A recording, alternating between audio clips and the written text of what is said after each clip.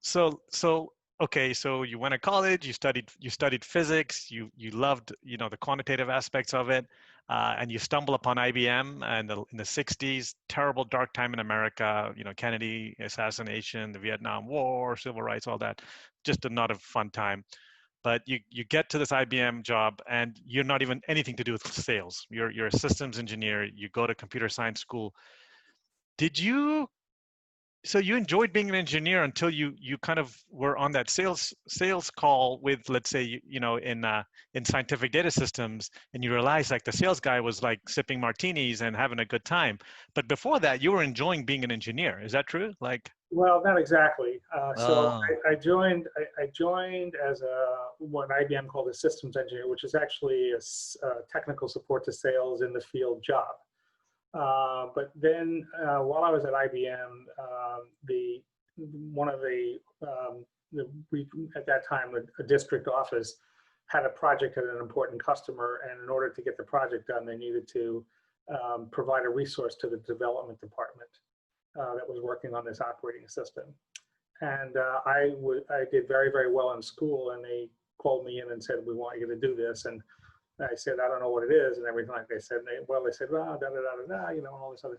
And they said, "Do you have any questions?" And I said, "Can I get paid for my gas?" Because I had to drive to White Plains from New York City, right? So they said yes. I said, "Okay, I'll do it."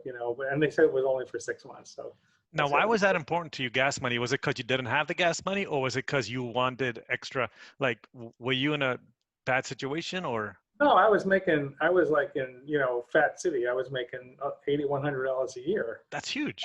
Yeah, that was, when you graduated from college, I made 6,000, 6,600, 7,200. I was making 8,100. I was like in Fat City.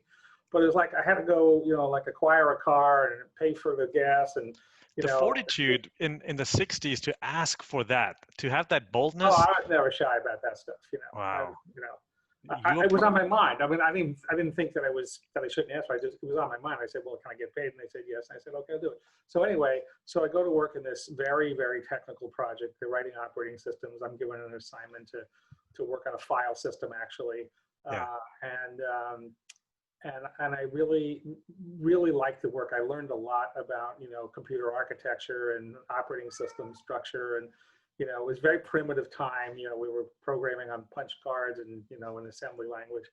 Um, and when you use these punch cards, you have a lot of dead time. You write your stuff on a coding pad, you Yeah. give it to the punch card department, the people who do this, and then they send you back a deck, like sometime later, the next day.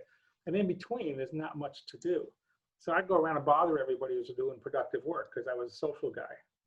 And after doing that and then I got on 2 more projects. And after doing that, I said, I really think I should be, out in the real world with customers, because although I love to do this, I love the solving the puzzle and the technical work. And everything was in hexadecimal. I'd go to the store and make change in hexadecimal in my head, right? I couldn't do regular math anymore. And but I decided that that's not for me, even though I was good at it, even though they liked me and they kept wanting to give me more jobs. I said, no, I think I want to go and do something else because it just feels better for me to be out making something happen, talking to people.